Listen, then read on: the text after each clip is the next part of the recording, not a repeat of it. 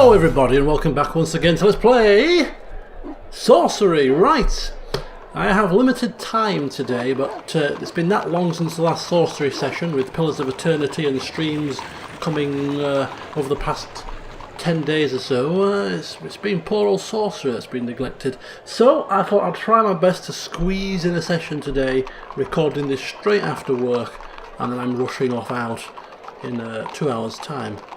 So the session will have to be short and succinct, no more than half an hour, giving me time to edit, render it and upload it before I swan off. So yeah, we left off last time approaching a rather large house because inside we're expecting to see someone who may have some clues about the... What do we need? Some sort of word, some sort of secret phrase to open the north gate. The Scholar's House. Yep, this is certainly the house we're looking for. The name of the scholar escapes me. The Lord Lorag. That's the fella. So yeah, we're looking for the North Gate spell lines. There are 4 of them. This fella may have one and may know, possibly, where we can get the others. Or one of the others. That's what we're hoping. We have no gold. We have no rations. We have limited stamina. As you can see, things going rather swimmingly. You enter the gate and follow the path to the front of the house between tall, well-tended trees. This place, unlike the mansion in Lower Kare, seems quite lived in. Thankfully. No strange snakes biting us. No weird fireplaces. No dust. Should be good. So we can creep around the side, or we can go to the front door. Well, considering we have no reason to be sneaking around, we're going to go to the front door.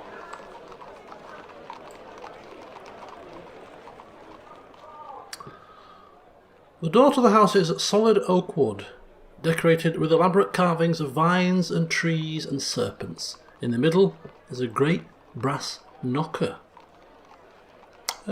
Just knock on the door. Hopefully somebody will answer. Maybe a servant or some such. You rap 3 times.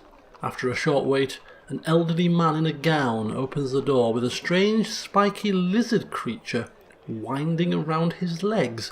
Yes, he demands. And who are you? You look a trustworthy sort. That's a very strange opening line. You look a trustworthy sort. I am a sorcerer like you, says Heinrich. Well, he admits, sorcerers are not known for their social graces, certainly. He pats the lizard at his feet, clearly relaxing in your company somewhat. Please, I need your help. You certainly look like a drowning dog, he remarks coolly. He sighs.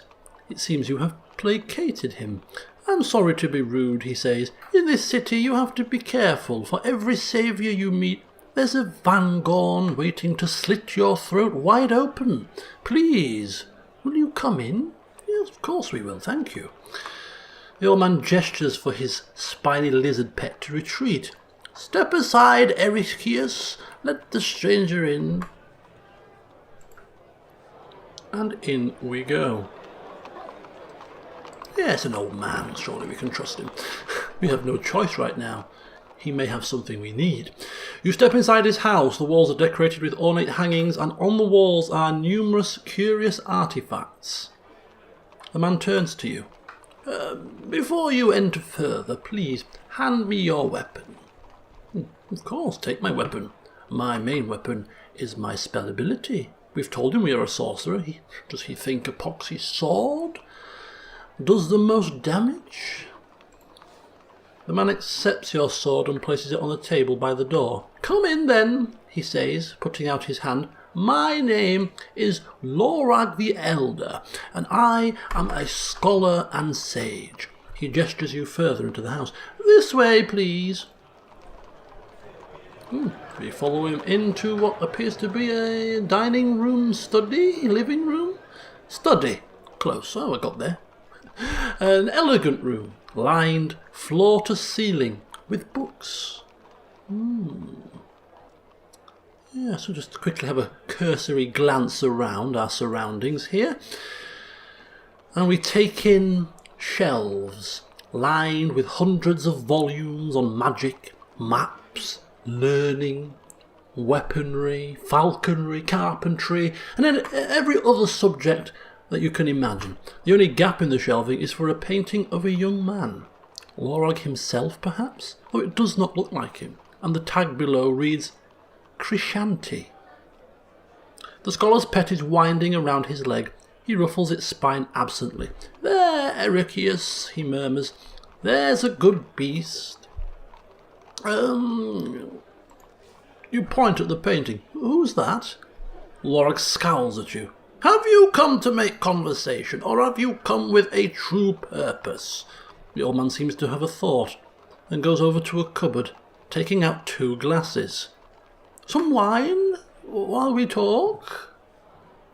Having no rations and no gold, and this man really has no reason to poison us right now, I think we'll gladly accept a glass of some delicious wine.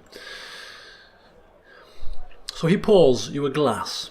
It is rich, delicately flavoured, and warms to your guts. Right, well obviously he doesn't want just idle conversation, idle chit-chat, so let's get to the chase here. Ask straight up about the North Gate. I'm told you can help me open the North Gate. He looks at you seriously. You are on a mission?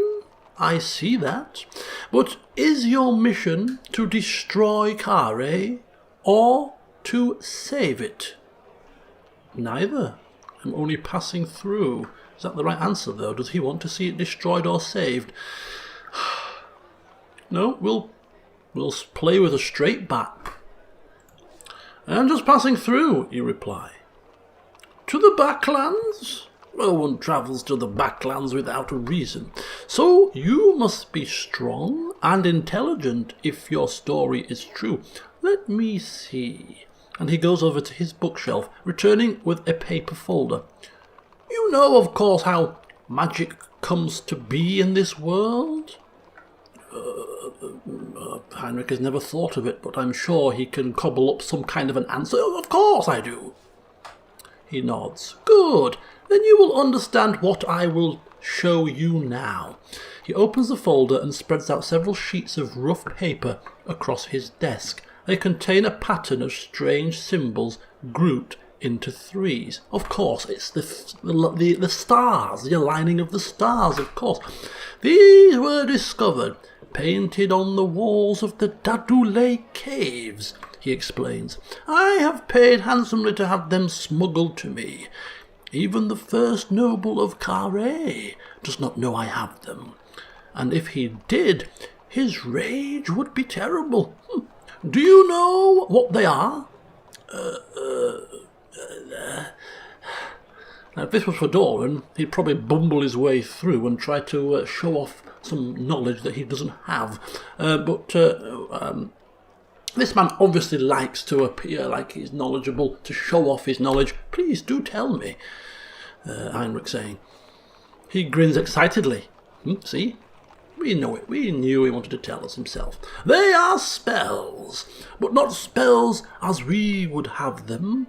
These were painted by cave people before the Dark Ages, over 3,000 years before Chalana discovered the crown. They perform the same magic because the stars have not changed, but as you can see, the spells themselves are different. See this one? And he draws out a sheet of paper on which is drawn the following symbols. Very strange symbols. I don't understand. What does it do? We will never be completely sure, he replies. He shakes his head. But based on the images found with this spell, I believe it is a spell of confusion, one that will muddle and befuddle any creature over whom it is cast. We know a similar magic now, but of course the incantation has changed. Yes, I believe I know it. Is that so? He laughs. Then please, do not cast it on me. I am quite muddled and befuddled already. He moves the paper aside and brings out another, on which is painted another assortment of symbols. What do you make of this one? He asks.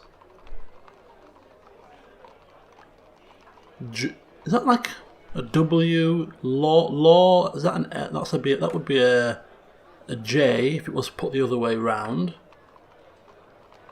I don't know. Jaw? A spell of healing. Laura shakes his head. No, that is not correct. Such spells existed, of course, but this is not one of them. Okay, we'll take one more guess. A spell of protection. He shakes his head again. No, well, such mysteries are not for everyone to uncover. He stands and gestures at the door. Please, you must leave. Please, tell me. I need to know the spell line for the north gate, you say. I am sorry. You will tell me willingly, or you will tell me in your dying breath. What? Heinrich? The scholar nods. Or I will tell you a lie, and you will not know it until the guards come to haul you into the dungeons, and from there you will curse my name. Please, I am an intelligent man, and I perceive you are likewise. You can hurt or kill me, but you cannot learn what I will not teach you. So I say again, go. Oh my God. This did not go very well. At all.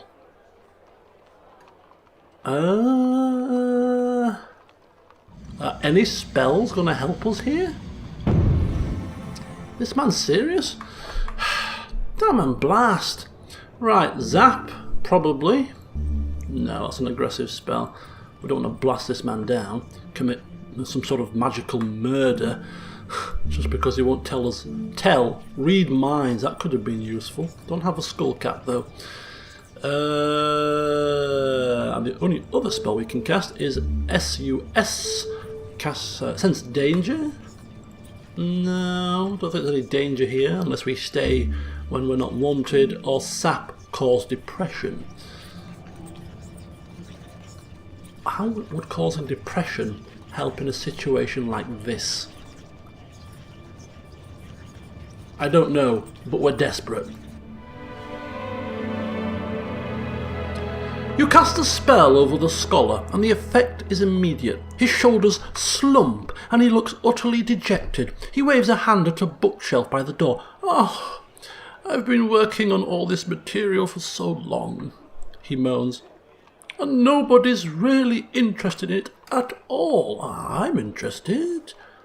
Are you? Really? I can't believe it.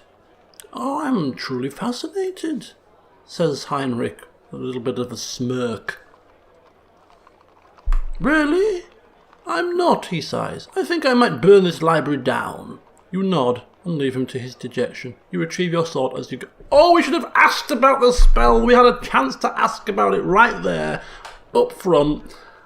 I thought we were going to try to lead him into a false sense of security first. Oh, are you kidding me?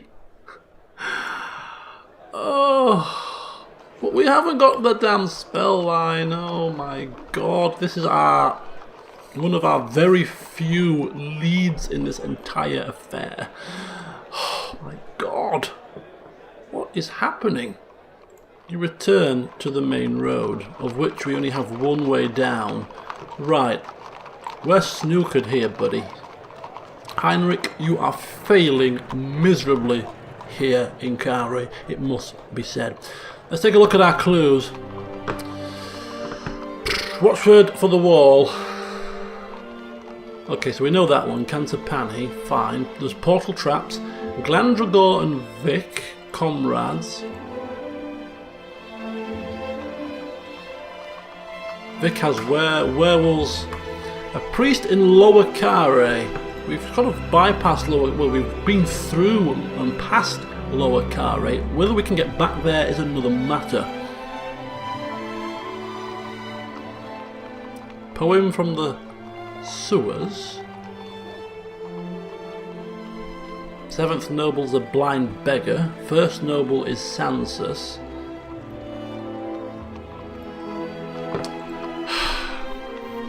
We're working blind right now. We're working blind, right, okay. Let's follow the road and see what happens.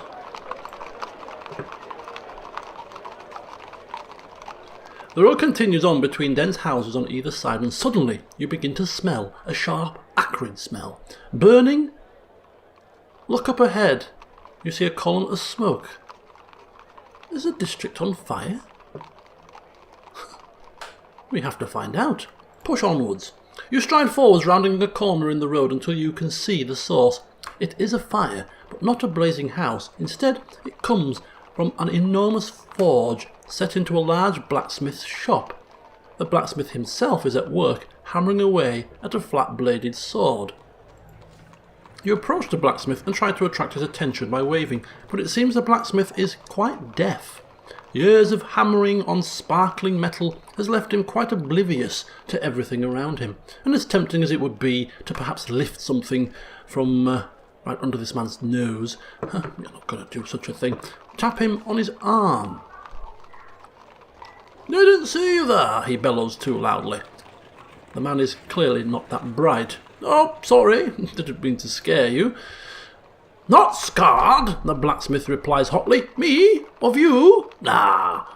The blacksmith polishes his blade lovingly.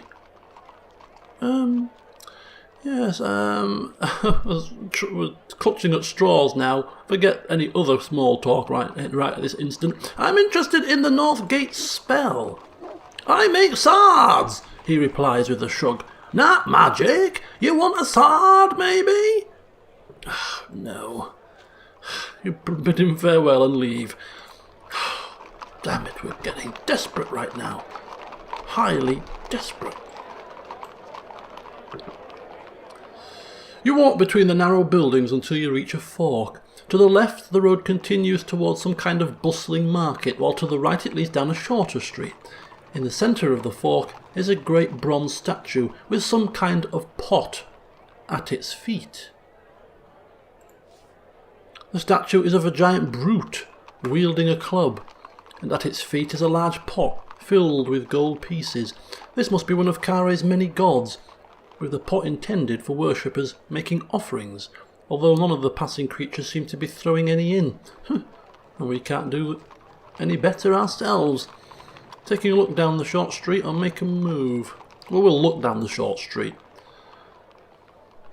As we do so, you see a sign above a doorway reading, "The Gambling Halls of Vlada."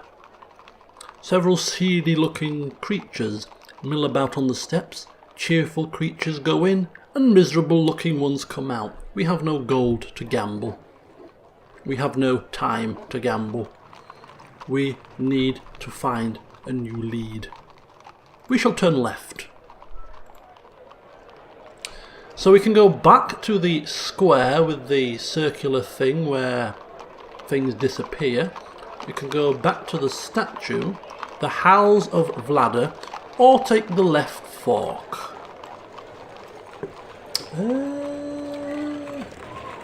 Well, we ain't going gambling. We've seen the statue. We've got no coin to put in any pots, and back to the square. No thanks. We'll keep moving onwards, and we shall take a look down the left fork, I think. Ooh.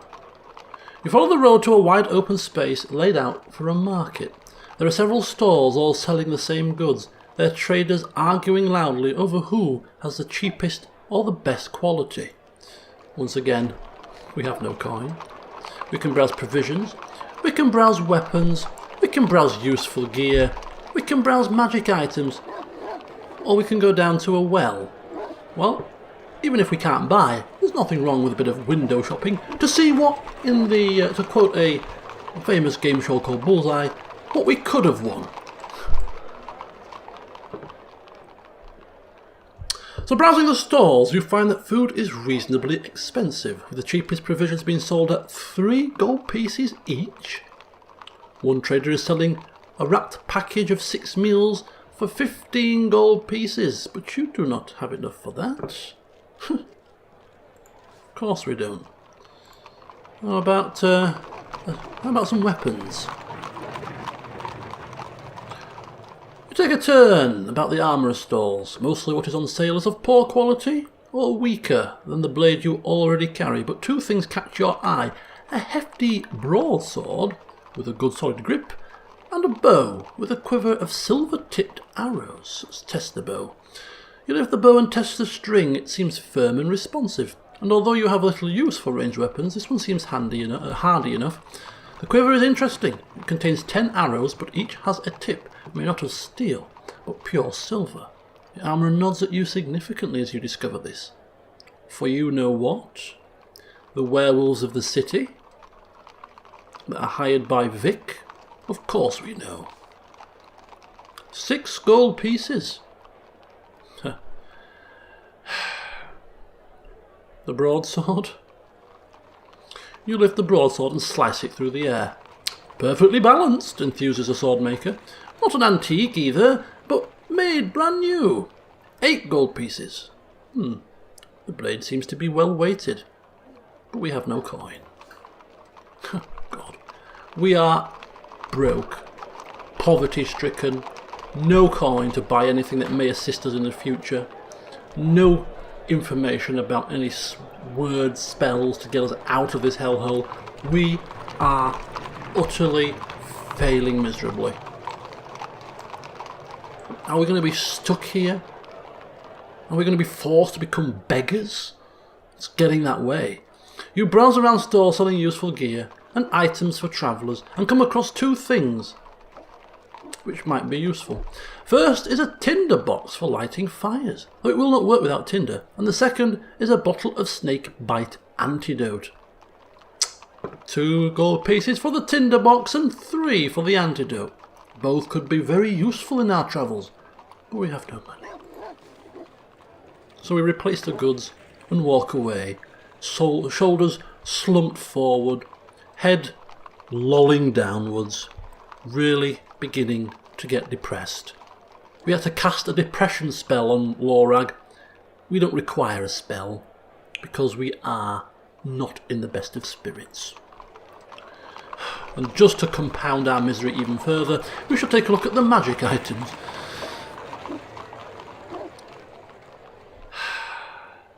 And notice one thing that stands out. A sun jewel.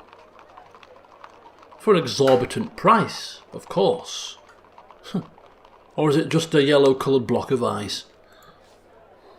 You lift the gem and turn it over in your hand. It shimmers with an incandescent inner beauty, and you can see why someone might buy this as a trinket for their lover.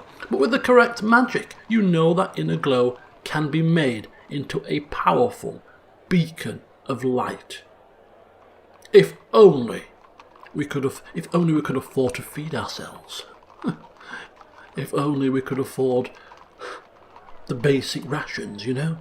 Buying these powerful trinkets of sun gems is a far cry away from where we are right now.